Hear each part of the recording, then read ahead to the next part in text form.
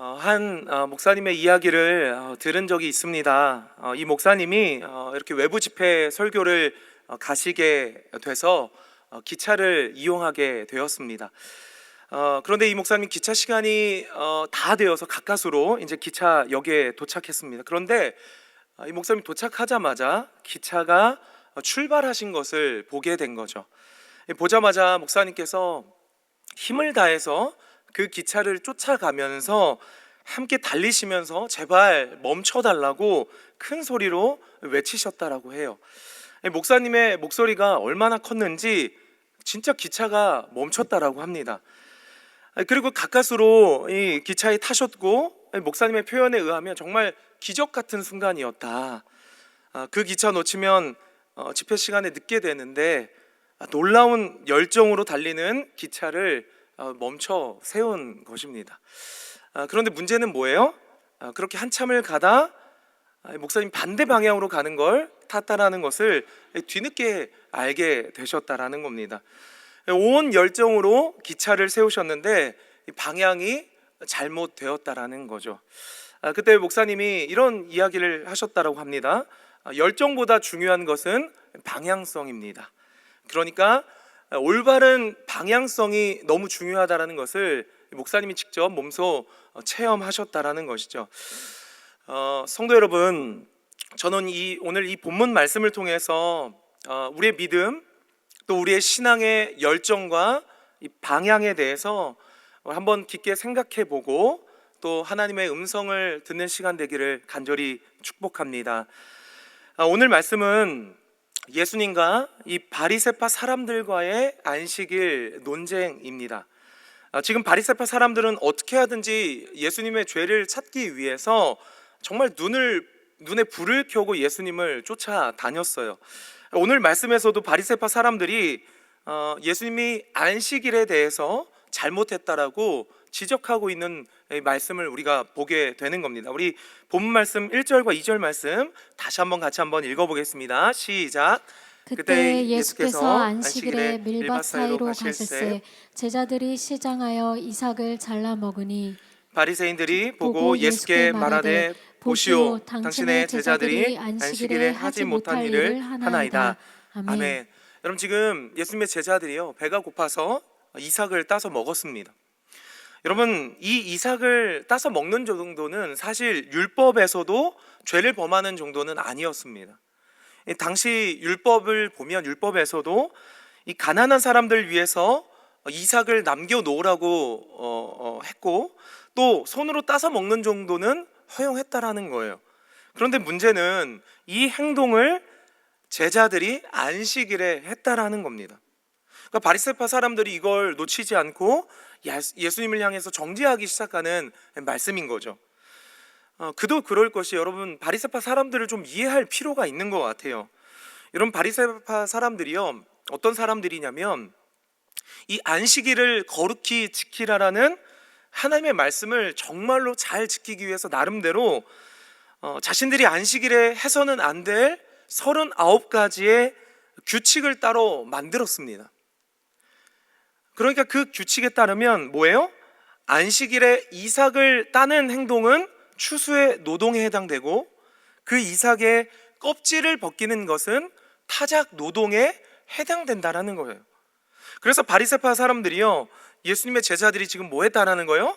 안식일을 범했다고 지금 정죄를 하고 있는 겁니다. 여러분, 이 바리새라는 말은요, 분리된 자라는 의미를 갖고 있습니다. 그러니까 이 이름처럼 이 사람들은 거룩한 것을 지키기 위해서 거룩하지 않은 것으로부터 우리는 분리되겠다. 그리고 어떻게 생각해 보면 정말 하나님의 말씀을 정말 그 뜻대로 잘 살아내기 위해서 어떻게든 거룩을 향해 나아가는 모습을 여러분 생각해 볼 수도 있을 것 같아요. 한마디로 어떻습니까? 열정을 다하고 있는 거예요. 그런데 문제는 하나님 말씀을 잘 지킨다라는 어떤 목적은 좋았지만 그 말씀을 잘 지키기 위해서 뭘 했다라는 거예요? 자신의 생각대로 자신들만의 전통과 규칙을 만들어서 지키기 시작했다라는 거예요. 여러분, 이 어떤 모습입니까? 결국에는 대단한 열정은 있었지만 방향이 잘못되어 가고 있었다라는 겁니다. 결국 시간이 흘러 어떻게 돼요? 그 율법의 모든 정신은 다 사라지고 그 율법에 뭐만 남는 거예요? 형식만 남아있게 되었다라는 거예요. 여러분, 하나님께서 왜 율법을 주셨습니까? 여러분, 사람을 살리려고 주셨습니다. 그런데 오히려 그 율법을 가지고 사람을 정죄하고 죽이는 일에 사용하고 있다라는 거예요. 여러분, 하나님께서 왜 안식일을 거룩히 지키라라고 명령하셨습니까? 그날에는 정말 아무것도 하지 말아라, 하나님이 그런 말씀 주시려고 하신 것이 아니잖아요. 온 세상을 창조하신 하나님을 그날 기억하고 그 하나님을 기뻐하고 그 하나님과 가까이하며 그렇게 하나님과 교제하는 날로 안식일을 주신 거예요. 그러니까 오히려 하나님을 기뻐하고 하나님 안에서 자유해야 되며 그런 기쁜 날에 지금 바리새파 사람들은 스스로 만든 규정에 스스로 속박당하고 또 남들을 속박하며 다른 사람을 정죄하고 있는 모습을 여러분 보고 있다라는 거예요. 그래서 여러분, 예수님께서 이 바리새파 사람들 향해서 안식일에 대한 참된 정신을 설명해 주기 시작합니다. 우리 3절과 4절 말씀도 같이 한번 읽어보겠습니다. 시작. 예수께서 이르시되 다윗이 자기와 그 함께한 자들이 시장할 때 한 일을 잃지 못하였느냐. 그가 하나님의 전에 들어가서 제사장 외에는 자기나 그 함께한 자들이 먹어서는 안 되는 진설병을 먹지 아니하였느냐. 아멘. 여러분, 예수님께서 지금 다윗의 이야기를 꺼내십니다. 지금 다윗이요, 사울 왕에게 쫓겨서 제사장 아히멜렉에게 가는 어떤 사건이 있습니다. 그때 다윗이 너무 배가 고파서 이 제사장 아히멜렉에게 먹을 것을 요청했어요. 때마침 이 제사장이요, 하나님께 드렸던 진설병을 교체하고 있었습니다. 그래서 이 제사장이 새 진설병을 올려드리고 교체된 이 진설병을 다윗에게 준 거예요. 여러분, 사실 이 진설병은 누구만 먹을 수 있냐면 제사장만 먹을 수 있는 음식입니다. 그런데 이 제사장만 먹을 수 있는 이 진설병을 다윗이 먹었다. 여러분, 이 사실을 구약에서는 다윗이 죄를 지었다라고 말하고 있지 않다라는 겁니다. 그리고 하나님께서 다윗의 이런 행동에 대해서 책망하지 않으셨다라는 거예요. 왜 그렇습니까? 율법의 정신에 어긋나지 않았기 때문이라는 거예요. 여러분, 하나님께서 율법을 주신 것은 생명을 살리려고 주신 것이지 죽이려고 주신 것이 아니기 때문이에요. 그래서 생명을 살리는 일에 율법의 정신에 합당하게 쓰임 받았다. 그래서 예수님께서는 이 다윗의 스토리를 통해서 바리새파 사람들에게 안식일의 정신이 무엇인지를 지금 설명해 주고 있는 말씀이라는 사실입니다. 여러분, 또 5절 말씀도 한번 보세요. 제가 읽어드리겠습니다. 또 안식일에 제사장들이 성전 안에서 안식일을 범하여도 죄가 없음을 너희가 율법에서 읽지 못하였느냐. 예수님께서 제사장들은 안식일에 일을 하지 않느냐, 그래도 그 일을 해도 죄가 되지 않는다라고 율법이 기록하고 있다. 여러분, 제사장들이 성전에서 왜 일을 하고 있습니까? 안식일에 하나님을 섬기기 위해 일을 하고 있다라는 거예요. 하나님을 기쁘시게 하기 위해서 일을 하고 있다라는 거예요. 여러분, 제사장들이 안식일에 일을 한 것은요, 안식일의 정신, 율법의 정신, 하나님을 기쁘시게 하는 그 방향성이 올바랐다라는 거예요. 여러분, 예수님은 이 율법과 안식일의 의미가 하나님을 기쁘시게 하고 사람을 살리는, 생명을 살리는 것이지 정죄하고 죽이는 것이 아니다라고 바리새파 사람들에게 이 안식일의 정신, 율법의 정신을 지금 다시금 설명해주고 가르쳐주고 계시다라는 말씀입니다. 여러분, 6절도 마찬가지입니다. 내가 너희에게 이르노니 성전보다 더 큰 이가 여기 있느니라. 이런 말씀 너무 중요한 말씀입니다. 바리새파 사람들은요, 성전을 너무 중요하게 여겼습니다. 성전 자체가 하나님이라고 느낄 정도로 바리새파 사람들은 생각했다라는 거예요. 성전은 하나님께서 임재하시는 장소다. 그래서 성전을 어떻게든 중요하게 여기려고 금도 입히고, 성전을 모독하는 사람은 뭐예요? 신성 모독죄로 처벌하게 하고 성전을 귀중히 여기고 존경하는 모습, 여러분 나쁩니까? 좋습니까? 여러분, 그 모습이 나쁘지는 않다라는 거예요. 그러나 어쩌면 하나님을 사랑한다는 표현이 될 수 있을 수 있습니다. 하지만 중요한 것은 성전, 그 건물이 중요한 것이 아니라 뭐가 더 중요한 거예요? 그 성전에 임재하시는 하나님이 중요하시다는 사실입니다. 여러분, 만약에 성전에 하나님이 임재하시지 않는다라고 한다면 여러분, 그 건물이 무슨 의미가 있겠습니까? 하나님께서 임재하시기 때문에 그 성전이 중요하다라는 거예요. 성전이 아무리 금으로 둘러싸여 있다라고 한지라도, 성전이 아무리 아름답다라고 한지라도 그곳에 하나님이 계시지 않는다면 여러분, 그는 아무런 의미가 없다라는 말씀이에요. 여러분, 집에 거하는 사람보다 집이 위대할 수 없는 그런 이치와 마찬가지라는 겁니다. 그래서 예수님이 성전보다 더 큰 이가 여기 있다라고 말씀하시는 것은 그 안식일을 주신 하나님이 바로 누구다? 예수님이다 라는 사실을 그들에게 가르쳐주고 계신 겁니다. 그리고 안식일을 지키는 율법을 지키는 형식, 그 열정보다도 안식일을 주신 하나님 그 자체, 하나님의 뜻과 그 정신과 그 방향을 너희들이 더 잘 깊게 이해하고 따라가야 된다라는 것을 예수님이 계속 말씀해주고 있다라는 사실이에요. 그래서 여러분 7절 말씀, 8절 말씀도 보면요, 여러분 눈으로 보시면 예수님께서 호세아 6장 6절의 말씀을 인용하고 계신 거예요. 내가 원하는 것은 제사가 아니라 자비다라고 가르쳐주고 계시다라는 거예요. 무슨 말씀입니까? 형식보다 중요한 것은 하나님이 그것을 말씀하셨고 그것을 가르쳐 주시는 정신이 중요하다라는 거예요. 열정보다는 여러분 그 방향이 중요하다라는 것을 계속 가르쳐 주고 계시다라는 거예요. 하나님 원하시는 자비는 행하지 않으면서 그 제사의 형식만 고집한다라는 것은 올바른 신앙이 아니라는 거예요. 그러니까 너희가 죄 없는 사람들을 정죄하고 있다. 그 율법과 그 율법을 주신 그 정신, 그 하나님의 뜻을 잊어버린 채 형식만 고수하고 있다. 그 죄 없는 사람들을 정죄하고 너희들 속박하고 있다. 인자는 안식일의 주인이다.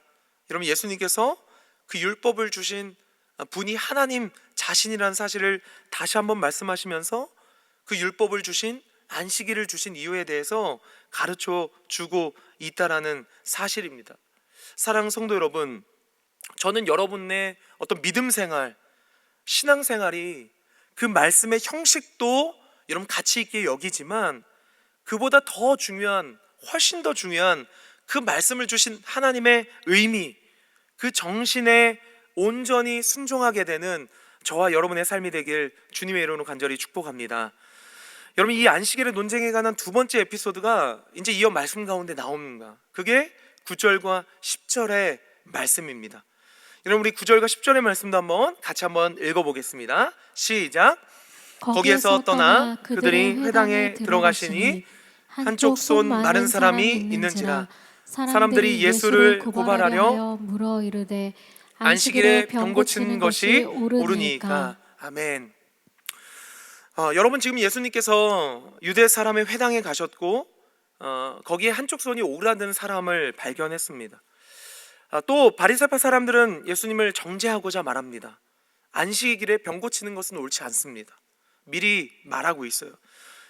그때 예수님께서 이런 말씀을 주시죠. 11절과 12절 말씀인데요, 예수께서 이르시되 너희 중에 어떤 한 사람이 양 한 마리가 있어 안식일에 구덩이에 빠졌으면 끌어내지 않겠느냐? 사람이 양보다 얼마나 더 귀하냐? 그러므로 안식일에 선을 행하는 것이 옳으니라 하시고, 안식일에 병 고치면 안 됩니다, 이렇게 먼저 얘기하는 바리새파 사람들에게 예수님께서 이런 이야기를 하시죠. 야, 너희들 생각해봐야, 너희들은 집에 가축이 안식일에 구덩이에 빠지면 그 가축을 끌어내는 것을 불법이라고 이야기하지 않지 않느냐?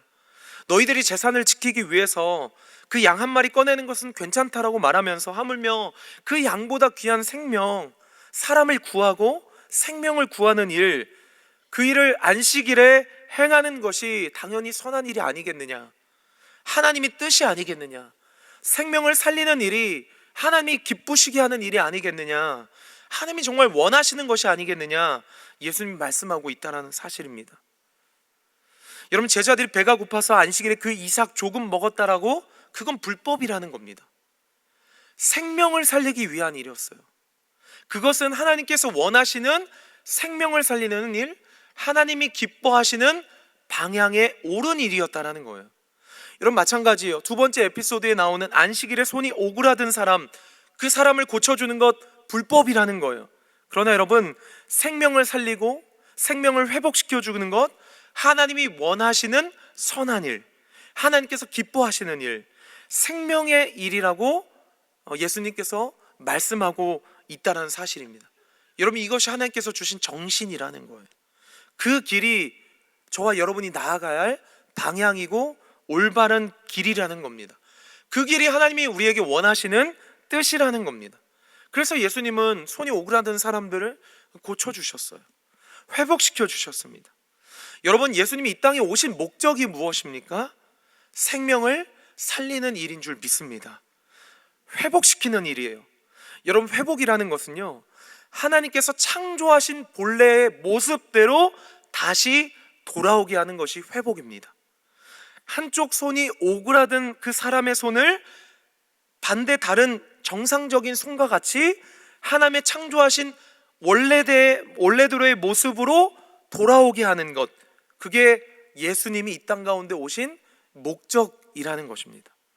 여러분, 그렇게 안식일의 진정한 의미는 그날에 생명이 살아나고 생명이 회복되고 다시 살아나는 줄 믿습니다.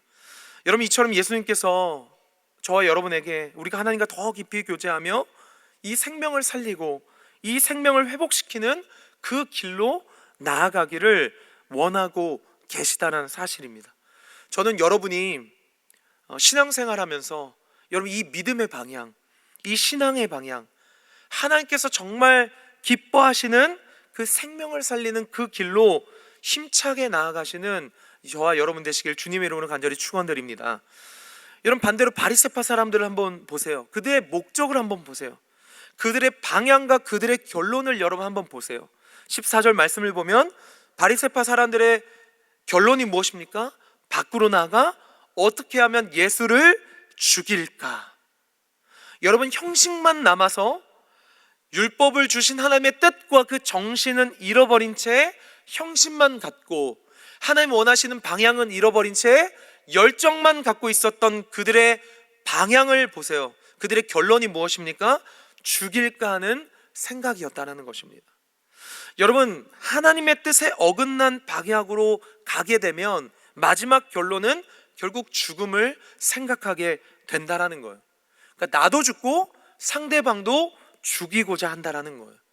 그래서 여러분, 15절의 말씀을 보세요. 반대로 많은 무리가 예수를 따라가기 시작합니다. 그런데 반대로 예수를 따라갔던 그 길의 결론이 무엇입니까? 예수를 따라갔던 15절의 결론이 그들의 삶 가운데 예수님은 무엇을 행하고 계세요? 그들을 고쳐주고 있다라는 사실입니다. 여러분, 이게 굉장히 중요한 거예요. 사랑하는 성도 여러분, 예수 그리스도를 따라가는 그 길에 생명이 있는 줄 믿습니다. 예수의 길에 생명이 있고 회복이 있는 줄 믿습니다. 그러니 여러분, 우리의 신앙의 방향을 잘 정해야 되는 거예요. 우리의 신앙과 우리의 믿음의 방향은 물론 열정을 다해야 됩니다. 열정을 다하지 말란 이야기가 아니에요. 우리의 신앙에는 반드시 열정이 있어야 돼요. 열심이 있어야 됩니다. 그런데 그 열정이 늘 점검해야 될 것이 무엇입니까? 이 열정이 예수 그리스도를 향하고 있는가? 내가 열심히 오늘도 무언가를 하고 무언가를 봉사하는 이 열정이 예수 그리스도를 기쁘게 하시는 그 방향에 맞춰져 있는가를 여러분 점검해 봐야 되는 거예요. 오늘 하나님께서는 이 말씀을 통해서 우리의 믿음의 신앙의 어떤 위치와 방향을 다시 한번 점검해 보라고 이 말씀을 우리에게 주고 계신 줄 여러분 믿습니다. 여러분, 우리가 신앙생활 할 때 자칫 착각할 수 있어요. 예수님을 믿는다라고 말하지만 내 삶이 진짜 예수 그리스도를 따라가고 있는가? 내 시선이 예수 그리스도의 시선에 맞춰져 있지는 않는가? 내 삶의 목적이 정말 예수를 위해서 살아가고 인생인가? 여러분, 그렇지 않으면 우리의 신앙생활도 자칫하면 형식만 고수하고 있는 바리새파의 모습, 열정만 다하고 있는 모습이 우리 신앙에도 드러날 수 있다라는 것입니다.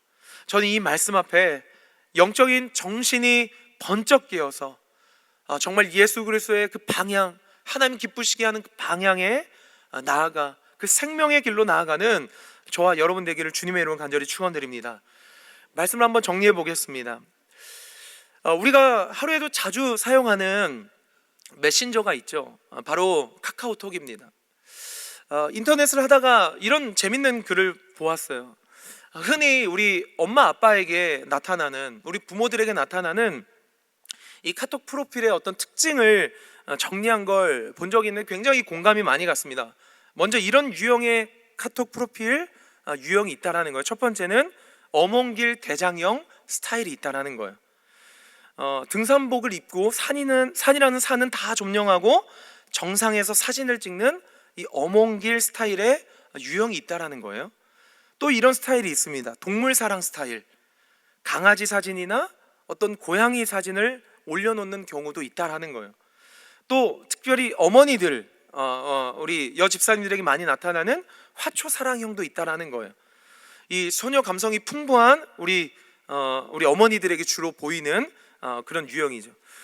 또 어떤 분들은 그런 유형이에요. 할렐루야형, 예배를 통해서 은혜 받았던 것, 이 말씀을 통해 도전받았다는 것을 이 카톡 프로필로 해놓는 이런 유형들도 있는 것을 보게 됩니다. 제가 이걸 보면서 이런 걸 느꼈어요. 제가 짧은 이런 카톡 프로필, 우리 성도님들의 카톡 프로필 보면서 느낀 것이 하나 있습니다. 그건 뭐냐, 어쩌면 이 사진 하나하나가, 문구 하나하나가 그 사람을 설명해주고 있다는 거죠. 그 사람의 어떤 현재 상황뿐만 아니라 그 사람이 어떤 삶의 가치와 그 사람의 어떤 방향성까지 카카오톡 프로필이 나타나는 경우도 있다라는 거예요. 그러면서 이런 생각을 해봤습니다. 마찬가지예요.